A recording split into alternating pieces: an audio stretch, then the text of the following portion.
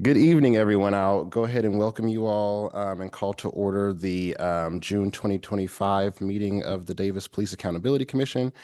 And we'll, I guess, roll call from that end. Commissioner Bliss, Commissioner Sherman, myself, Chair Horton. I am here, Vice Chair Wilson.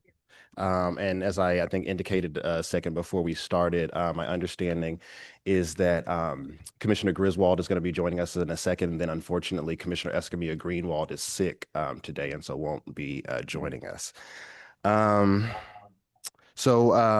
of agenda. Does anyone want to make a motion to approve this evening's agenda? I make that motion. Is there any further discussion? All those in favor, please say aye. Aye. Aye. Any opposed? Any abstentions? All right, agenda approved. Moving on to brief announcements from staff. Barbara. We don't have any brief announcements okay. at this time. All right, thank you. Any commissioner announcements? Well, yes, we're gonna. She's right at the end. Yes. Well, I guess my announcement is this is my last meeting, Yes. and I want to thank everybody. It's been quite a 6-year term, and I look forward to seeing you around in the community. Thank you, Commissioner Bliss. Any other commissioner announcements? Okay. Let's see. So for myself, let's see, I got to get to my observances. So of course it's Pride Month. And as I've talked about in previous years when we've recognized Pride Month that trans and gender nonconforming folks continue to be disproportionately represented in incarcerated violence, in violence in custody, and also in sort of lacking protection at the behest of police sometimes when they need it. There's been, unfortunately, over the course of this past weekend, as so many people were celebrating the beginning of Pride season, a number of unfortunate incidents, particularly targeting trans and gender nonconforming folks in different places, including one really brutal attack that took place in Moving Place in Tennessee on the 30th against a trans woman. And so, I think it's particularly important that we in this commission, remain attentive to the ways in which folks across the LGBTQ plus community can remain vulnerable within our criminal justice system. It's National Safety Month, which highlights the importance of workplace safety and encourages safety practices throughout this month of June. Of course, later this month, we'll be celebrating Juneteenth on the 19th, commemorating the time in which folks in Texas, some of my ancestors perhaps, were informed about the Emancipation Proclamation after the Civil War had concluded, but of course, a celebration of emancipation nonetheless. I was informed just before we started, I'm quite sure I'm going to butcher the pronunciation, but today is the Jewish holiday of Shavuot. And of course, we're glad to lean on the expertise of one of our Jewish members, Commissioner Sherman, in pronouncing that. So those are our observances, at least the ones that I could find for the month of June. I talked a little bit about this with Vice Chair Wilson and Barbara when we were sort of doing our agenda planning process, but I felt like I'd be derelict in my duties if I didn't bring up, usually what commissioners bring up in sort of announcements at the beginning of meetings are sort of things that have happened relevant to the commission sort of between now and the last meeting. Of course, I've used mine as chair to talk about some of our safety and public safety related observances, but one, because I think it's important for folks who are, perhaps never having served as chair or vice chair, or who maybe haven't for a while. I think you can sort of lack insight into this, agenda planning process that, Vice Chair Wilson and I are participating in. So I think it's important to talk about a little bit for that purpose, because only two of us, at least on the commission, are a part of it. But I also wanted to, because part of me believes that council is unaware of how unworkable this policy is. And I want to at least, share that with our one council liaison to hopefully share with her colleagues. Let me roll back the calendar a little bit. I think at our January meeting, Kelly, who at the time was our staff liaison, presented an item to us that, my understanding was, consulting the commission about a new policy that would, as was described to us at the time, would ask the commission to seek the approval of our council liaison for new items, things that are outside of the routine on the commission's agenda. This commission has had a wide range of views on different topics, particularly related to our, responsibilities on police accountability. But I was kind of surprised a little bit that the commission almost uniformly shared the feedback that they felt like that version of the policy was unworkable, at least for this commission. We can't really speak to other commissions' experience, but that was almost uniformly the feedback shared by this commission to Kelly at that. I believe it was the January meeting. I might be having it a month off or two. Then we essentially never heard anything about this until essentially, last week when we were sort of in the final stages of planning this evening's agenda. Right a week before that, Vice Chair Wilson, Barbara, and I had what was our regularly scheduled agenda planning meeting. And I think, correct me if you have a different opinion, but I feel like a productive meeting where we talked about the different things that were on the long range calendar, the balance of our time here in our once a month meetings that we have. I think all three of us are a little bit chatter, so we ended up talking about different things that might have been slightly unrelated to that. But we ended up putting together what I think was sort of a draft agenda that I think would have been good for this meeting. We sort of set, I think, again, correct me if I'm wrong here, but, set forward that we would sort of check in again, sort of in the week following as, we saw, who was available and things like that in terms of the different presentations and items on the agenda. When we did check in, again, this was at this point last week, Barbara explained that this new policy was taking effect in a slightly different form than what it was explained to us in our January meeting. And this iteration of the policy, again, that my understanding is now in effect, commissions would need to seek approval from the entire council at a council meeting for items beyond the statutory and routine that would be on our agenda. Just through the logistics of that just doesn't really make any sense to me. We are a body that, as I said just a second ago, meets once a month. Usually we take, a 1 month holiday in the summer. Then sometimes we take 1 month off for our outreach event. So that's, 10 months or 10 meetings out of the year. Of course, we're restricted by the Brown Act in terms of putting out our agenda in the public so that folks can be aware of what we're going to be talking about. This body that meets once a month would have to seek approval from another Brown Act restricted body that meets slightly more frequently on our usual month, sort of like twice a month. That just logistically doesn't make any sense in terms of having an effective agenda planning process. Of course, the things that this commission sends to council are already advisory. We already don't really decide anything. And so the idea that even our own agenda would be advisory, one seems unworkable, two seems to disrespect the people who've been sort of selected by council to work in this volunteer capacity. And third, I think undermines like a core function of this commission, which, as I explained on social media earlier today, requires us to sometimes bring up topics that are not politically expedient and not perhaps the things that would be prioritized by the council. So to give that group of elected officials, really any group of elected officials, somebody who has to put their name on the ballot to seek approval, to give that body a veto on just what we discuss seems to undermine a core function of the Police Accountability Commission. Again, I can't speak to what other commissions do, but the Police Accountability Commission, for those three reasons, it seems like this cannot be a thing that is in permanent operation. Barbara shared that a question. Well, Well, yeah, that was just the last thing that I was going to get to. Just in wrapping up here, that Barbara explained to us in our sort of check-in last week that those commissions who were most recently merged in the commission reorganization that took place last year were given kind of a detailed explanation as to how this policy was going to be carried out, and commissions needed to engage with it. But this commission, of course, was not among those that were merged last year, and so again, we heard nothing about this since we were originally sort of consulted about it in January. That's all.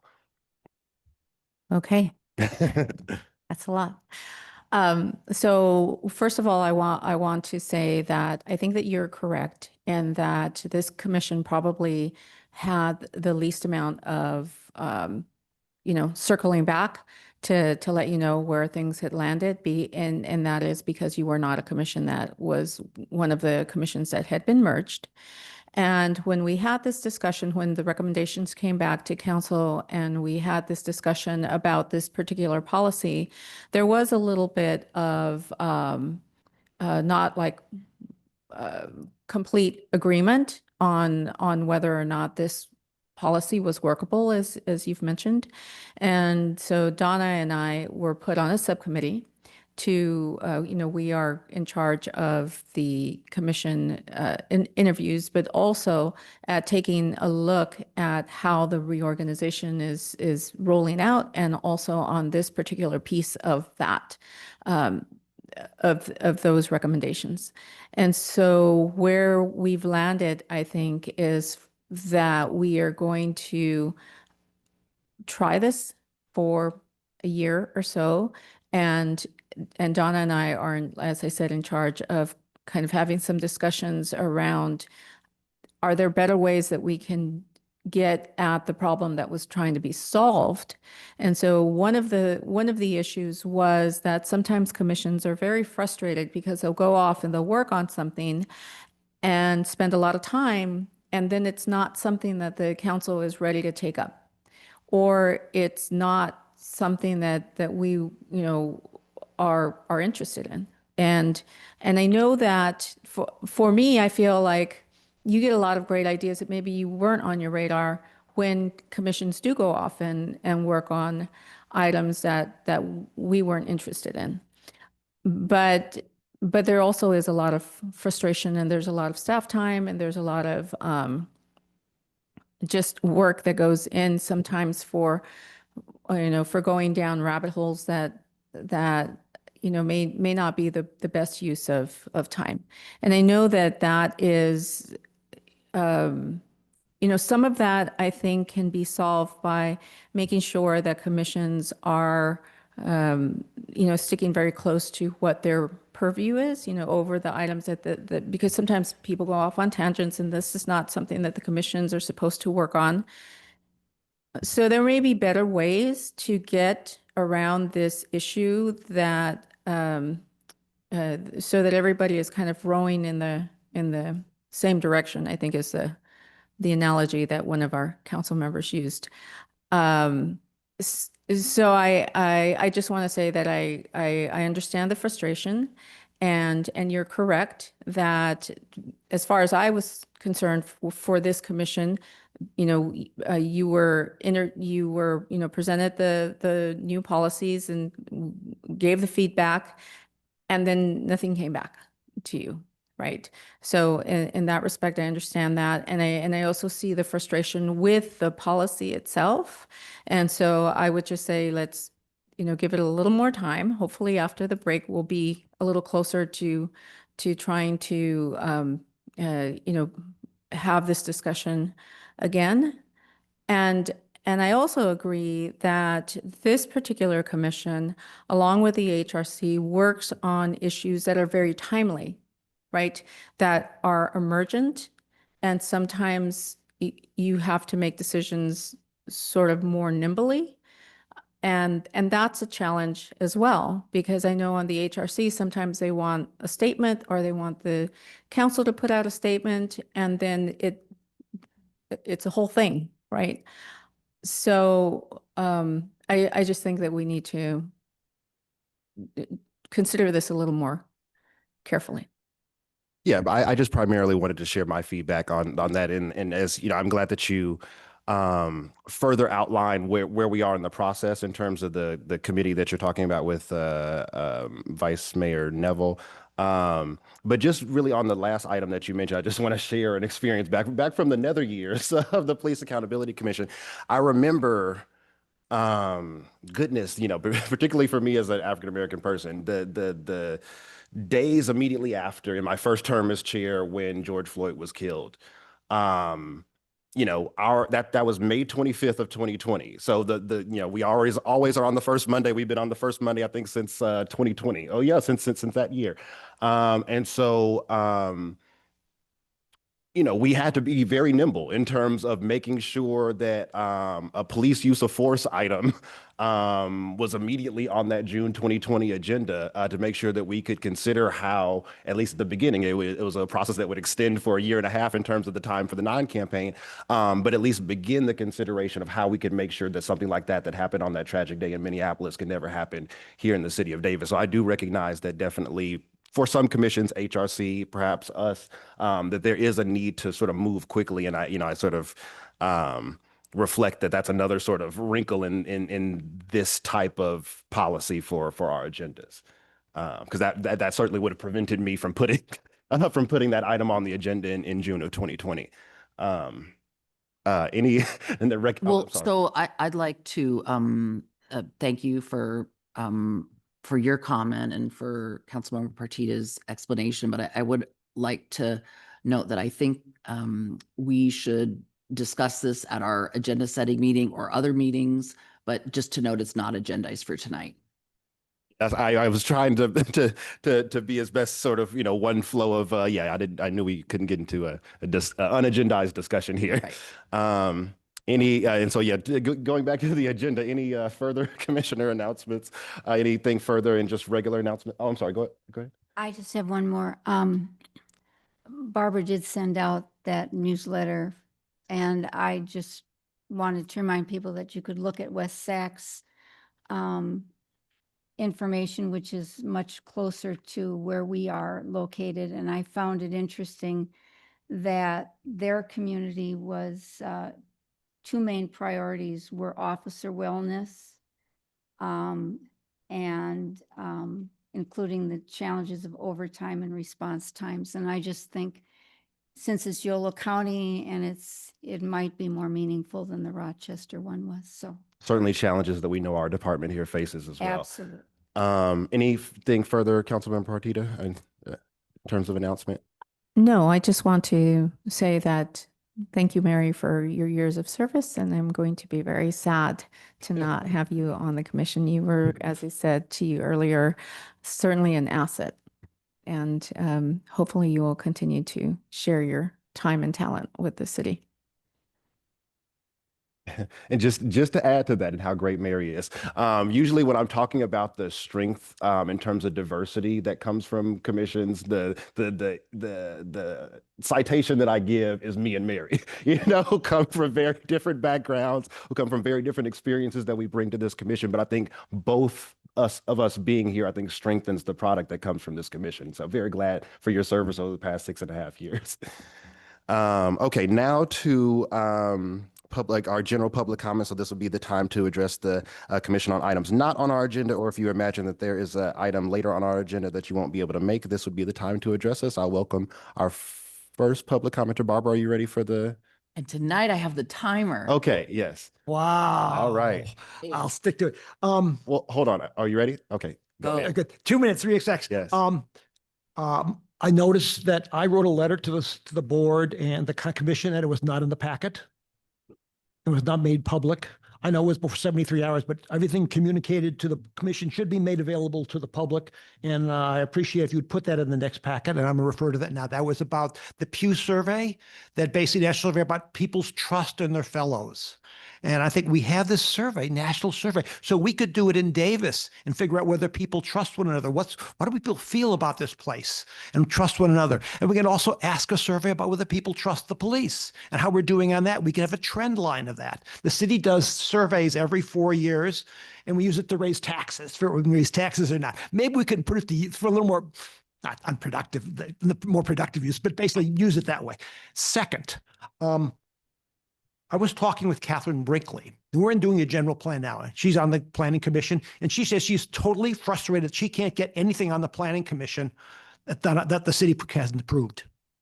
Shutdown of Professor Brinkley, shutdown of social capital involved in our community. We don't have a great tax base, but we have lots of social capital. And by sitting on these ideas and not using our commissions to harness them, I think we are missing opportunities. There's gold in Davis that we're not harvesting. And let me give you an example of that. In 2012, they dramatically cut the tree budget. And that was written up by the Tree Commission. And then they ignored the Tree Commission for 10 years. They ignored that. There was an op-ed piece about thing. There were complaints. They ignored it. Didn't want to hear it. Tree Commission wrote a revision of the tree protection ordinance 3 times. It was deep sex. No one listened to it. And we all know what happened. A woman was killed in Flight Hill Park. People were complaining about this thing because they didn't listen to the public, the social capital that knew what was going on. It's going to cost our city not $24 million, but it costs us.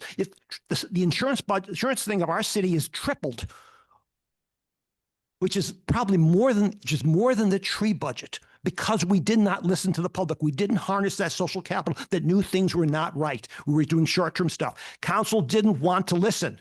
They didn't want to listen to the community. They didn't want to. This is a real cost of not listening to the public and this shutting down of what's on the agenda because council doesn't want to listen to it. They don't think it's important.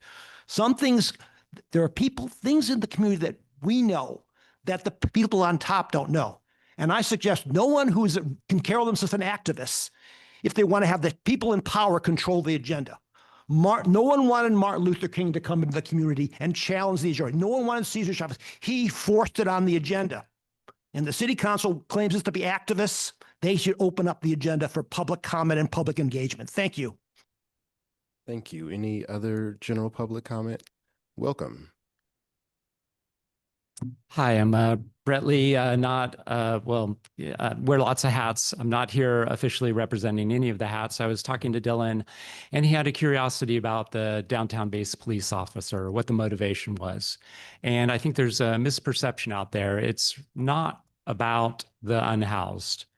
The solution or one of the important components of helping the unhoused would be to expand the respite center hours and also days a week of operation. It'd be wonderful if it's open from 7 a.m. to 7 p.m., 7 days a week. This would be really helpful to the people experiencing homelessness downtown. I provided some information. I'm on the Transportation Commission, some recent information about traffic collisions. If you notice, there are a high proportion of traffic collisions of the city are in the downtown area. Many of them involving pedestrians. One of the charts shows that collisions involving pedestrians have a high percentage of people killed or seriously injured. In addition, one of the pages shows that the largest group of those collisions involves pedestrians in crosswalks. The downtown-based police officer would restore what was originally there for many years. A downtown-based police officer who was involved in traffic safety, both for pedestrians, cyclists, and automobile drivers, and also would be very helpful for general public safety. And so I want to just, personally just say, as executive director of the Davis Downtown Business Association, we believe the police officer will be very valuable in many fronts. Importantly, reducing the number of people who are injured in collisions. In addition, I'll just comment, Dylan mentioned the process of getting something on your agenda. I think a simple solution to that would be the council liaison has the ability to say yes, no, or punt. So if something's somewhat controversial and like, I think my colleague should weigh in on whether this is on your agenda or not. But some of these items, like for instance, myself coming in and talk to you about the downtown, situation around the police officer, I'm sure Councilmember Partida would be quite able to say, yeah, sure, why not?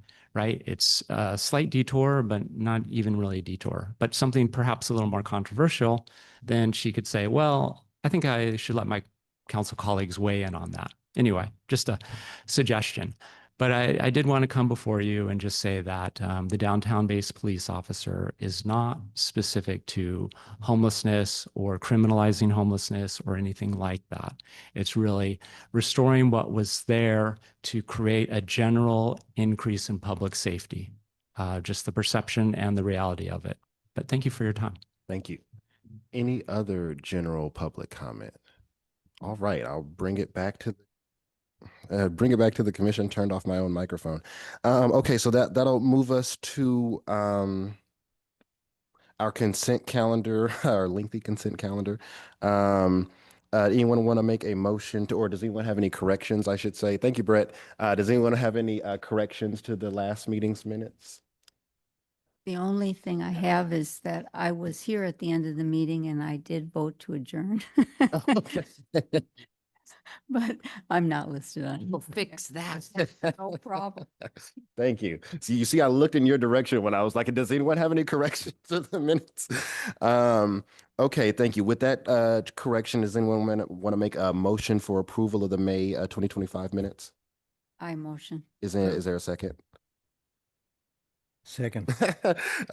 Anything further? Any further discussion? All those in favor of approving the minutes, please say aye.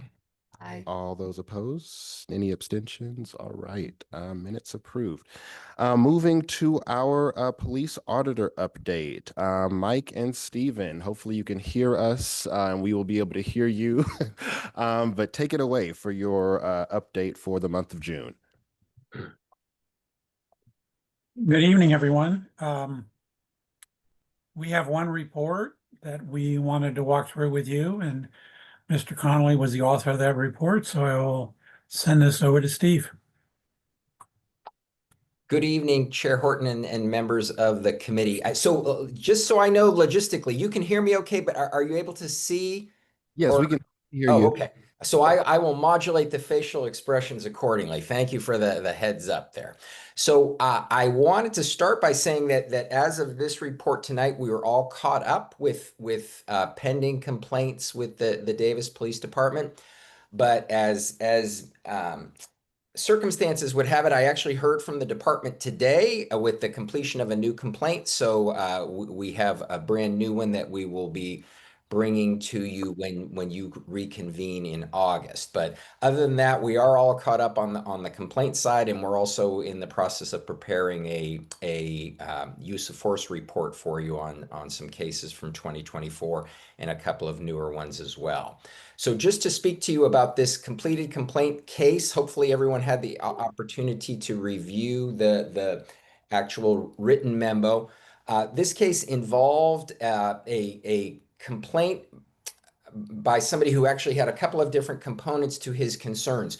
One was a third-party complaint that he was making on behalf of a friend of his who was arrested by the police on the same day that the complainant's car and this other individual's different car were both impounded. They were basically in effectively camping in a location where they were warned by the police a few times, and then the cars were impounded.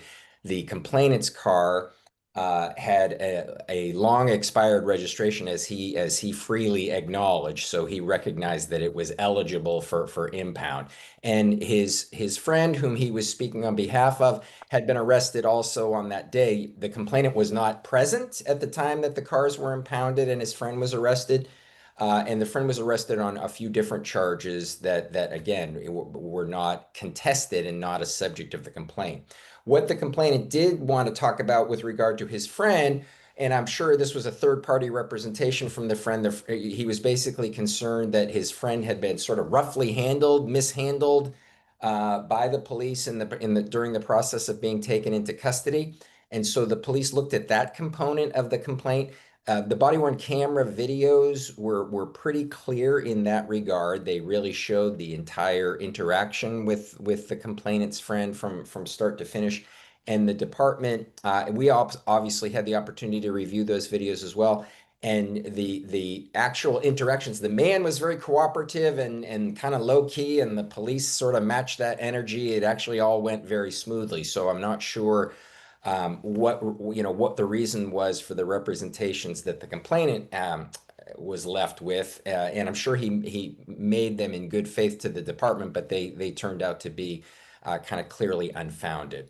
The second issue was a little more complicated. It had to do with the impound of his vehicle, and again, he acknowledged that the impound was perfectly valid, and he also wasn't claiming that any property had been lost, but he was confused about the department's having made entry into his vehicle at one point, particularly given that they did not end up conducting any sort of inventory search of the possessions that were inside the car. And he believed that if the department wasn't actually going to do a search of all the items that were in the car, then they shouldn't have actually made entry.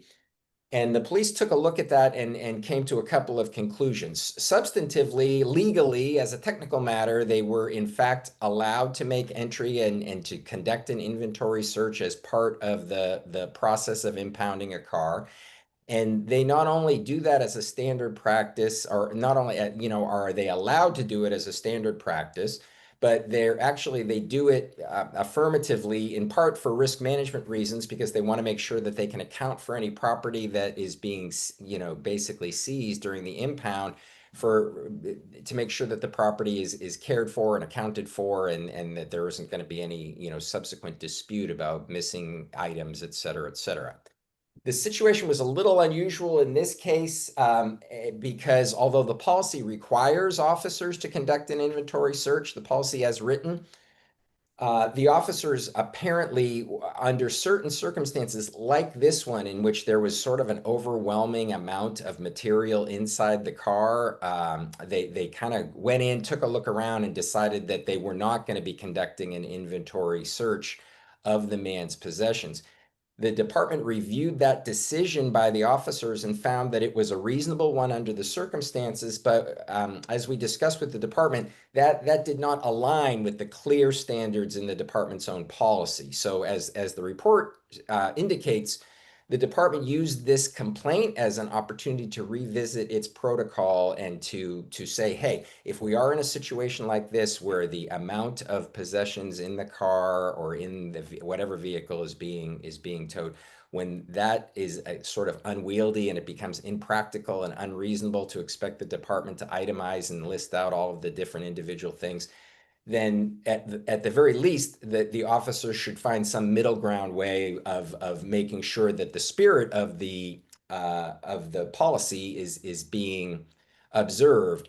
And that would be taking photographs, making sure confirming with a supervisor that they're authorized to have this exception to the normal practice, and just kind of taking some basic steps, writing in their report about their decision making so that they can kind of balance those competing concerns. So we appreciated the department using the complaint process as an opportunity to kind of check up on what its people were doing in the field and making sure that it met expectations and also met policy.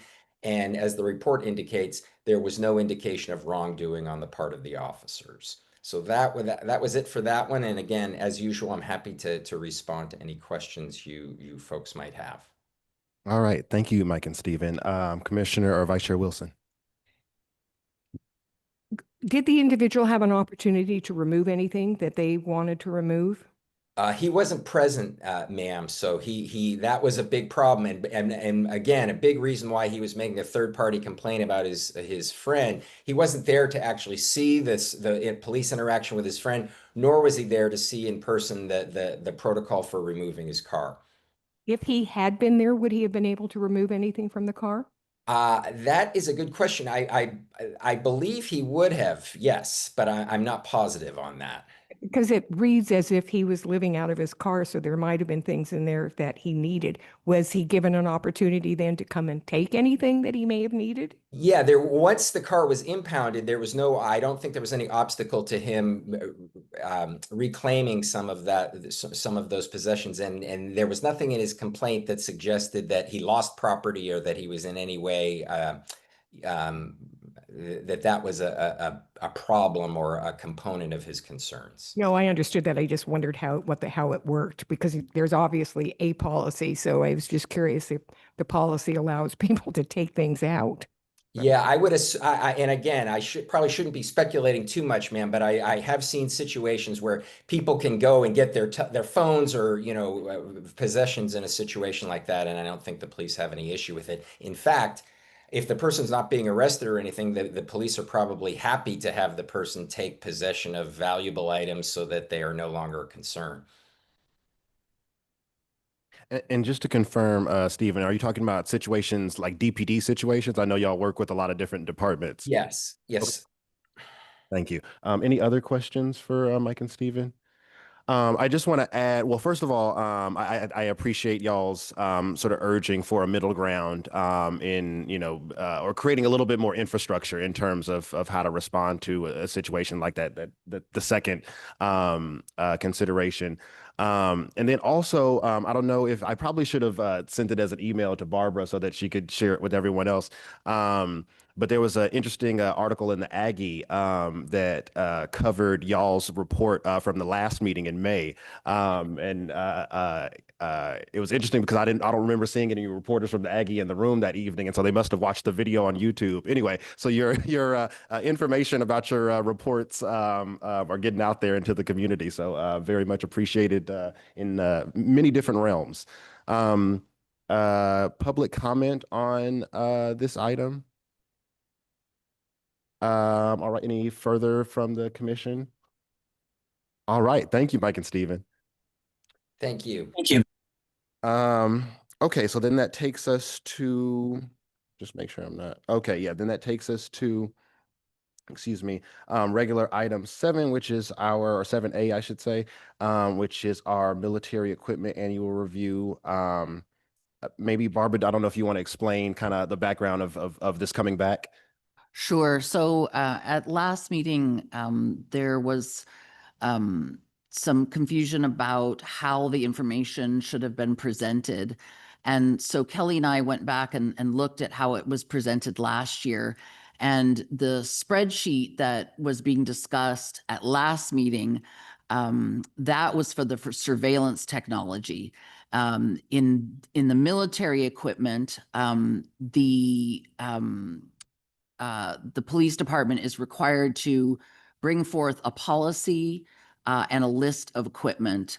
And that's the exact form it took last year as well. And in addition, this year, there was no additional military equipment purchased. So basically, the format of this report and policy stand and were exactly as they were presented last year to this body. Thank you. Let's see, any questions, comments as we sort of deliver our advice to council about this item? Commissioner Bliss. Yeah, I guess the thing that again was a bit confusing to me, because in reading through this, I don't believe tasers fall into this military equipment. They do Um, actually. I talked to Chief Henry, and tasers fall into surveillance That's what equipment I and said. military equipment. Because I couldn't really find it. Well, then it says in here that they didn't have complaints about any of this equipment, but we've got in the auditor's log 5 complaints for the tasers. And so Well, that might not be a complaint about the actual equipment. It might be a complaint about, Usage? behavior around an incident, a use of force So that's incident. different than what Yes. this is saying. So these complaints is about, when they say there's no complaints, what is it about? I would have to ask the chief that. I mean, I'm assuming, you know, it would be something specific to the equipment. Oh, Mike. Yeah, Mike, I saw you raise your hand. The taser incidents, the taser uses of force, there were no complaints behind them. So this is just our responsibility to review major uses of force, and the use of a taser is included. So it's a little confusing because it's on the complaint log, but there really is not a complaint regarding the uses of the taser. Oh, good. That makes me feel a lot better, Mike, because I was thinking. Right, You bet. Thanks. you bet. Any other questions, comments? Go ahead. I've been doing some research on the taser situation, the arguments pro and con on the safety of the use of tasers around the country, around the world, actually.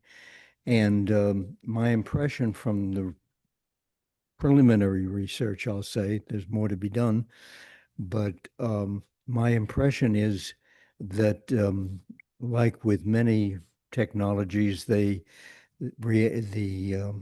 practices and the reactions evolve gradually with experience.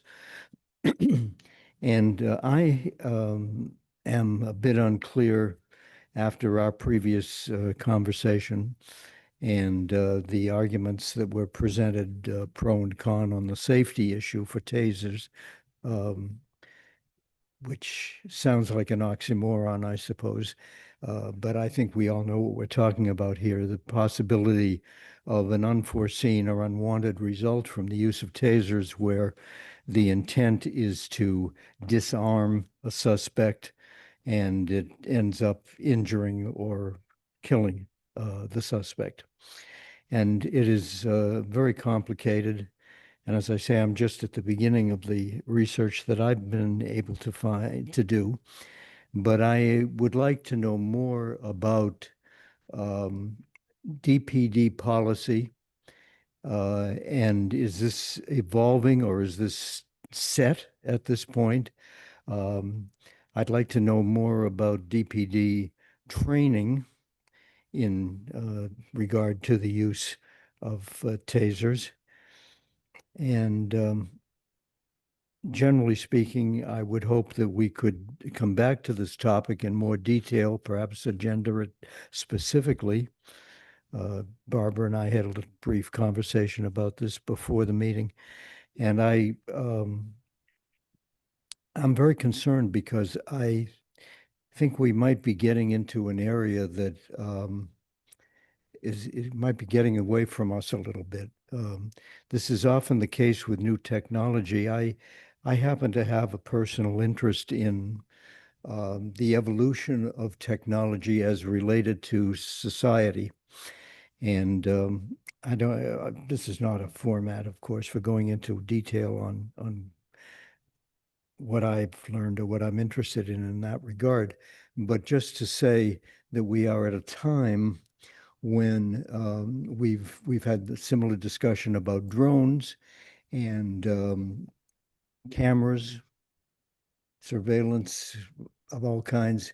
There is a yin and a yang and a back and forth and a leapfrogging that takes place between culture and society on the one hand and the technology on the other.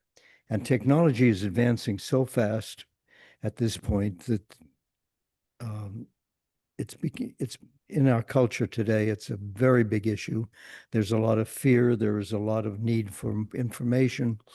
And specifically, as far as the tasers are concerned, I think this is an immediate issue for us to be concerned about.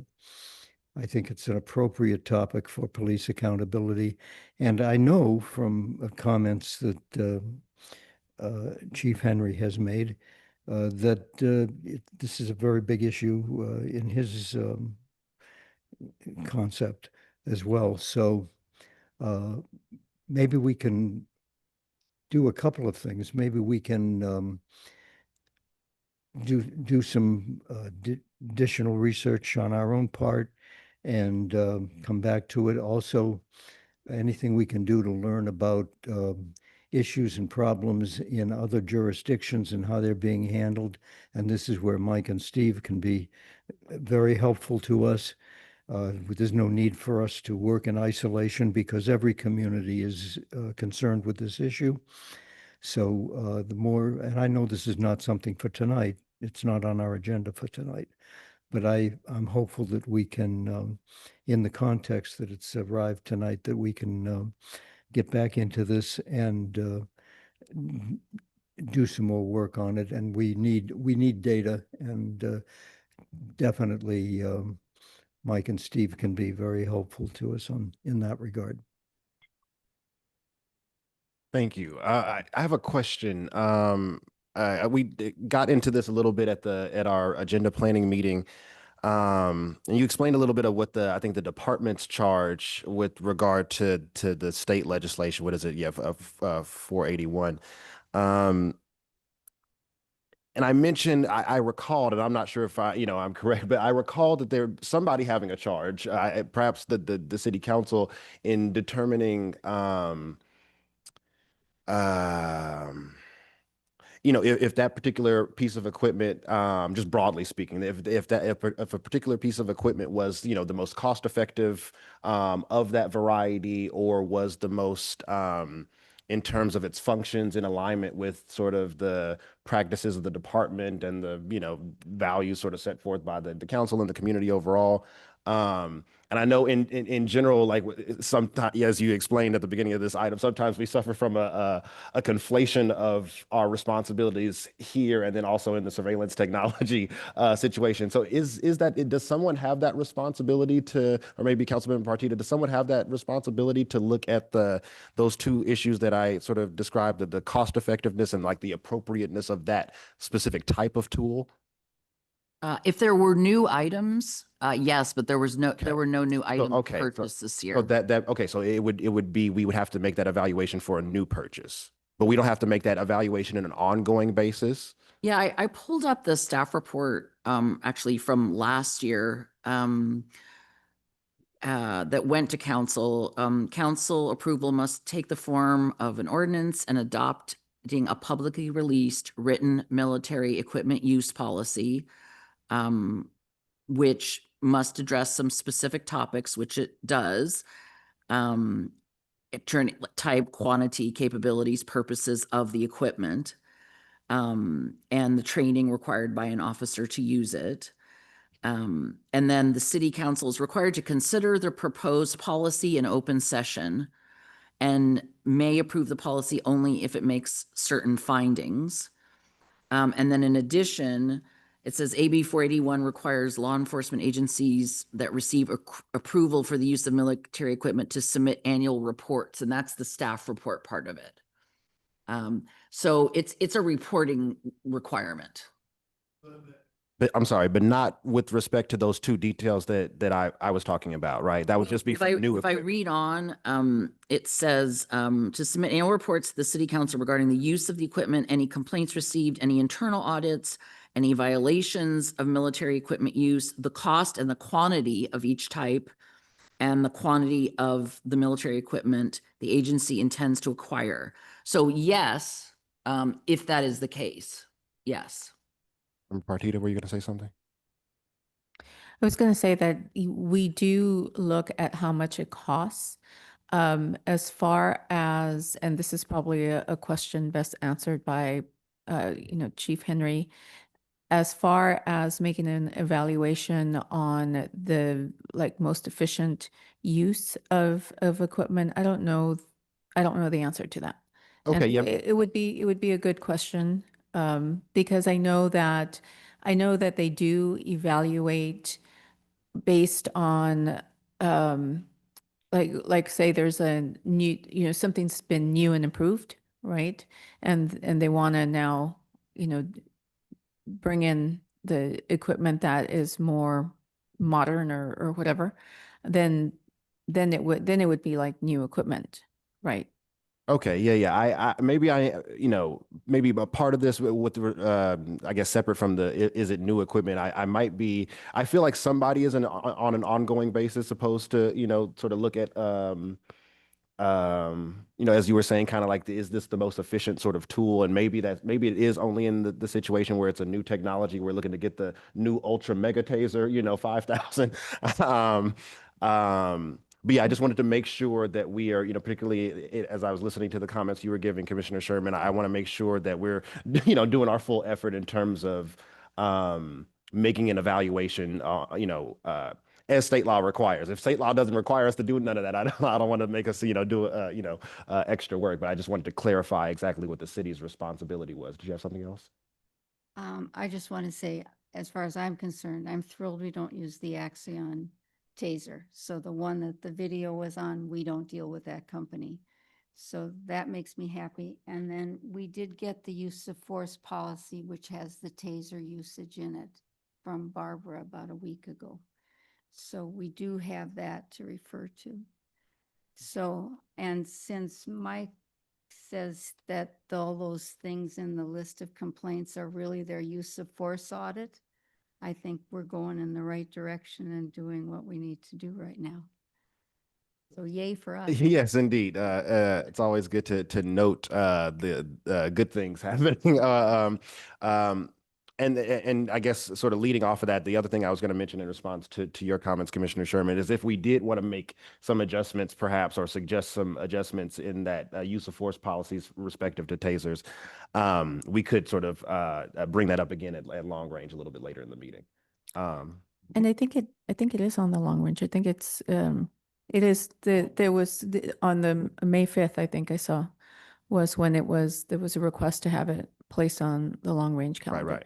And then I will also note that I think we are pretty conservative about things that we add as far as this list goes. I know that compared to other, you know, police departments, yes, we are probably have the least amount of toys available. I remember the fight about the MRAP. So yeah, glad we don't have those. Any other items here or comments, questions? Did we do public comment on this? We don't think we did, right? Public comment on this item. Okay, so anything final from the commission on this? All right, that'll be that on that, folks, as someone said at some time. Okay, subcommittee update. So we're on 8A. And so this is what I was flipping through the packet for. I was trying to find our report. Let's see, right here on the second to last page. Commissioner, and you know, as I explained right at the start of the meeting, Commissioner Escamilla Greenwald won't be able to join us this evening, but Commissioner Escamilla Greenwald, Commissioner Sherman, and myself worked on the evaluation, or at least the beginning of the evaluation for our independent auditors, Mike and Steven.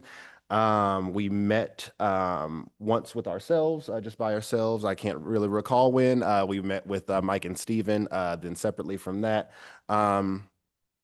I drafted, as you can see, as I noted earlier on the, I guess, second to last page here on the agenda, a sort of report about our evaluation for the full commission's consideration. Barbara was so kind to dig through the archives and find all of our past auditor reports, because I was like, girl, I don't know what those looked like in the past years. And so I went based on the style from all except for, as Mary can probably remember, our very first independent police audit report, which looked very different from this, but all of the ones that we've done since then have been roughly in this format. And so it's not, I don't know if I should just read through it. It's not super long. But in terms of achievement, we highlight three things that Mike and Steven continue to attend our meetings and answer questions, provide advice, legislative updates, and relevant information to better inform our discussions and decisions. They've completed and delivered the police hiring audit, examining hiring and vetting practices at the Davis Police Department. And then also, They've reviewed complaints. I'm sorry, the IPA reviews of complaints have continued to move through the process in a timely fashion, as was noted in our IPA report just earlier this evening. This follows urging from the PAC in previous IPA evaluations to address delays in reviewing in review processes. Diligent work on the part of the IPA and its staff, along with new leadership staffing at DPD, has kept this process on track. In terms of goals for the future, I turned that into goals for the future. I think in previous ones we said goals for that year, but now we're like fully in the summer, so just goals for the future. Continue to complete and inform PAC about any complaints within the 90 days of DPD completing the review. This is a thing that's been in prior IPA evaluations in the past, I think 2 or 3 years. Participate as appropriate in PAC's annual community outreach meetings. I think they were going on a streak of, I think, our first 3 outreach events where we had Mike as a presenter. I think just at this last one we did not, but look for a call from us pretty soon, Mike and Stephen, perhaps about our next outreach event. Provide periodic follow-up of past IPA and PAC recommendations, as well as the degree to which they've been implemented. This goal will need the IPA city manager, DPD chief, and city staff to develop and implement this review process. I recall this being a submission from Commissioner Bliss, and this is, has been I feel like this is, of the things that we haven't, fully gotten down the road of, this is, I think, the one that sort of needs the most attention. I think these others are kind of follow-ups of things that both Mike and Stephen have already been doing, but I think this is one of the areas that hopefully we can move further down on with some progress from the whole village of people that you see listed there in the bottom sentence. Continue to provide PAC with national policing standards and legislation for PAC to use as benchmarks in any review of DPD policies, which continues to be very helpful and informative to the commission. To work in collaboration with PAC to complete at least one audit on policing policies each year. And as you may recall, when we talked about this at our last meeting, there were 2 things that I think kind of, Commissioner Sherman, correct me if I'm wrong, kind of came at Mike and Stephen's sort of suggestion. And in these last 2 sort of were those things. And again, that we do at least one, that we sort of standardize, that we're going to do at least one of these policy audits a year. We've generally been doing that, but we want to, again, as the membership of this commission changes in this new season, we want to make sure that we get some of those sort of unspoken commitments written down. And then we again also talked about this at our last meeting, but then when the council returns to, as Councilmember Partita said, should happen, hopefully pretty soon, the joint meetings with commissions and the council, it would be good to include Mike and Stephen, given the kind of unique work and nature of our commission, on those future joint meetings between the PAC and the city council. But that's the draft review, as I said, as you can see in the brackets at the top, of our IPA evaluation for what was their work for the calendar year 2024. Of course, that's subject to review and amendment by this full commission. Questions, comments, concerns, thoughts, ideas? Well, I endorse your summary. I think you've covered it well in terms of what we did as a subcommission to put together a recommendation. In summary, we all feel strongly that this relationship should continue for the specific reasons that you organized. So I guess what I'm doing is endorsing my own report in a sense here, which I don't need to do, but I'm happy with the work we've done and the way you're reporting it, and I think you've well represented the recommendation that we came up with. Thank you. I'm sure that Commissioner Escamilla Greenwald would second that. Where's she here with us, Commissioner? Right. Yeah, I think this sums it up rather well, and I'd like to make a motion that we approve this and forward it on to the I council. think just in terms of parliamentary procedure, we we gotta gotta wait get till after public comment. Public comment, But that'd be good. I take that as a suggestion That's for a good. motion. Yeah. Any further question, comment on this? All right, now public comment on the IPA. I want to make sure we're not running afoul of our rules. Okay, now back to us, and now our motion. Now I'll make the motion Yes. that we approve this And I'll second it. evaluation. All right. Any further discussion? All those in favor, please say aye. Aye. All those opposed, any abstentions? All right, our evaluation is approved. All right, you're hired again, Mike and Stephen. We didn't want to get rid of you this time. We're glad you're with us. Thank you. That is great to hear. Thank you. Let's see, and then there's Commissioner Griswold. Welcome, welcome. Let's see, right here at the end, you know, we're lickety split at this meeting. But recitals, or was it chorus? Yes, chorus is very important. As a big advocate for this commission, I do endorse that chorus does trump the Police Accountability Commission.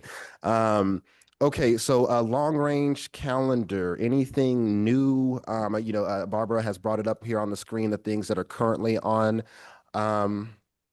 our long range calendar. Anything that folks want to add that is not there, anything that folks want to scratch that is there, or that we may want to edit or add some context to that we see there? Yes. Oh, you maybe want to, oh, but for the public, we got to make sure that, Question has to do with picnic day. yes, Because I'm getting complaints from, yes. I just, oh, I turned it on. Okay. Picnic day. I'm getting a lot of complaints from public, still feeling as if the situation had happened. Nobody has a suggestion as to how it could have been done better. Because I'm always saying, well, what would you have done? Is this something that we would want to bring up again? So, Barbara, I'm glad you brought that up, because Barbara, you also explained to us that, you know, when you engage with the department about coming to us and talking and you know, having a sort of a after action review sort of conversation, that, you know, still, because, you know, we're in the middle of an active sort of process here, that was something that the department was not yet at the place where they felt comfortable doing that. And that makes perfect sense to me. Actually, more of what I was thinking of at the time when I suggested this, I think I suggested this, right?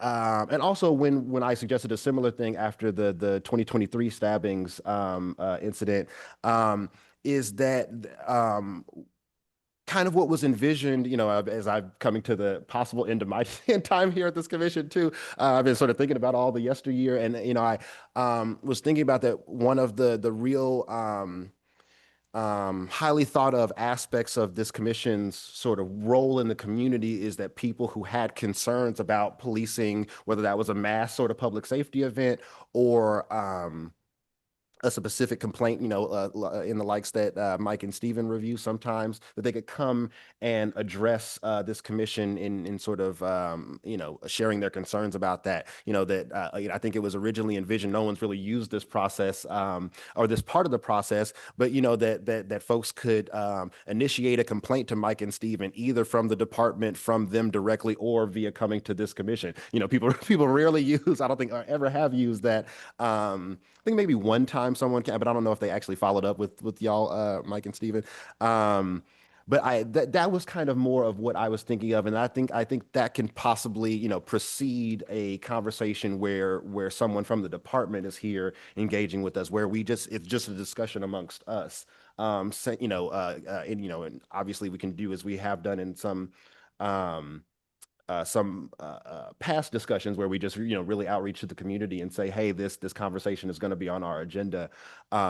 Please come down and share. You know, as you know, you live further away, but I'm, you know, right on Covell, and so I know, you know, people in the immediate neighborhood who are similarly like, girl, what's going on? And I have, you know, I think there's a lot of people who are in that space that you describe, where they are like, hey, I don't really have a very specific suggestion, but I would like to be able to kind of yell at somebody about how I don't feel satisfied with what happened. And so I think if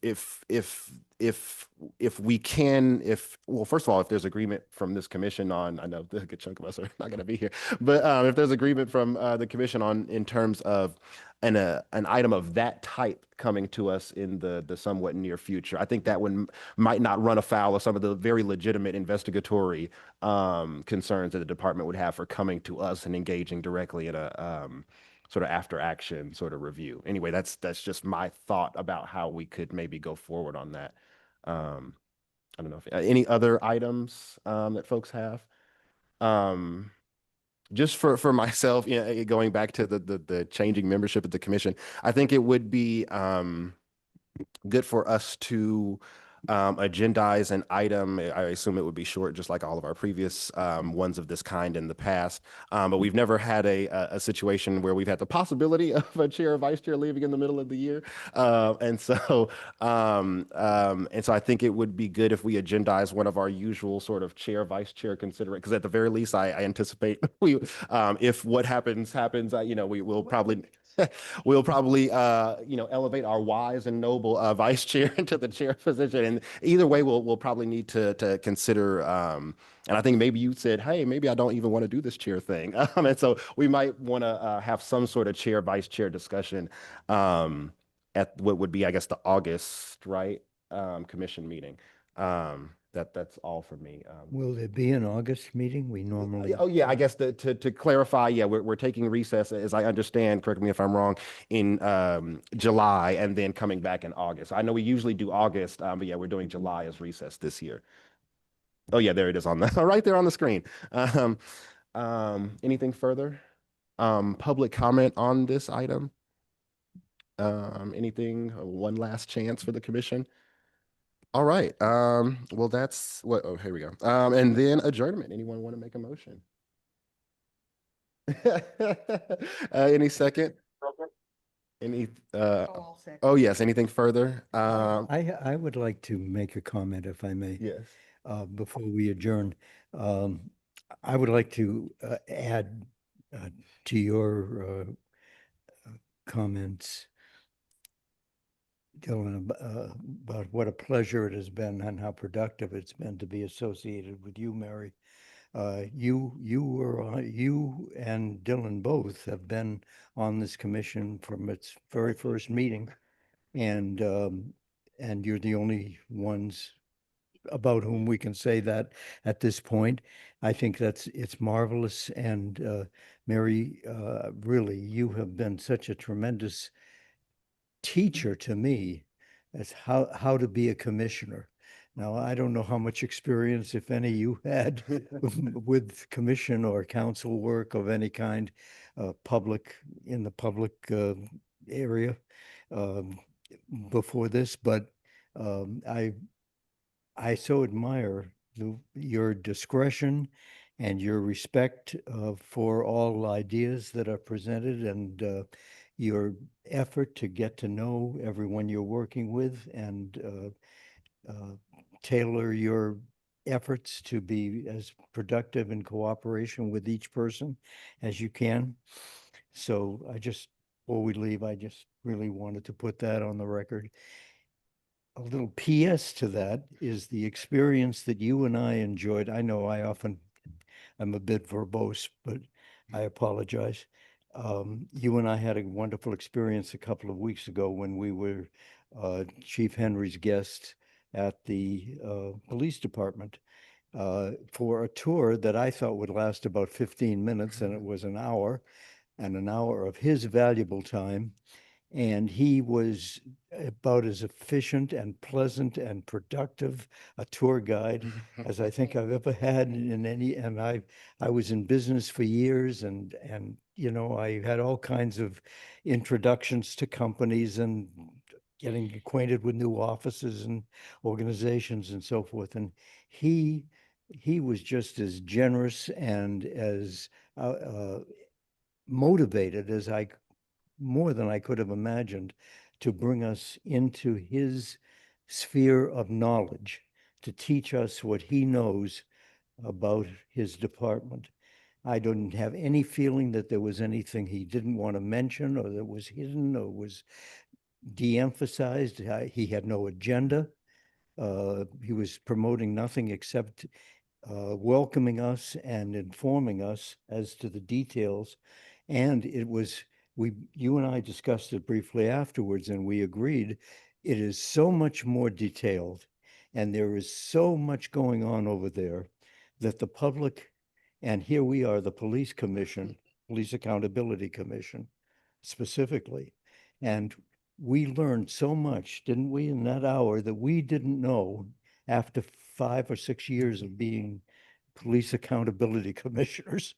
We go in there and in 1 hour, we had, so all of you who haven't, and anyone who isn't here tonight should be informed about this, and new people coming on the commission.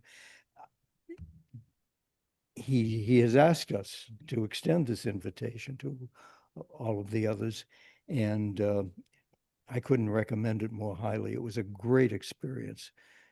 And I remember it in detail. He made it live for us. It was wonderful. So I wanted to just toss that in at the end of the meeting.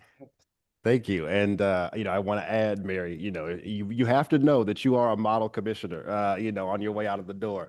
And Commissioner Griswold, you missed the, sort of exiting honors earlier in the meeting. As I said, I think the night that you were elected vice chair, what was that, seemingly thousands of years ago, that I really appreciate the experience and passion that you bring to this commission as well. That the two Ps, a public defender and a pastor, I think are kind of a unique perspective to bring this to this commission, and your sort of drive in driving forward true justice for vulnerable people is really sort of brought forward in your work in this commission. And I'm gonna be sorry to see you leave this dais.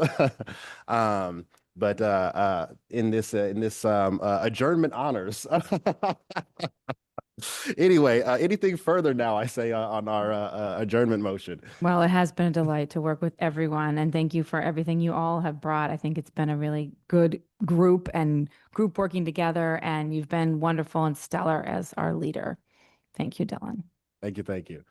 All right. Well, and now all those in favor of adjourning the meeting, please say aye. All those opposed? Any abstentions? All right. Meeting adjourned. Thanks, Barbara. Thanks, council member. Thanks, Mike and Stephen. Thank you. Good night. Good night.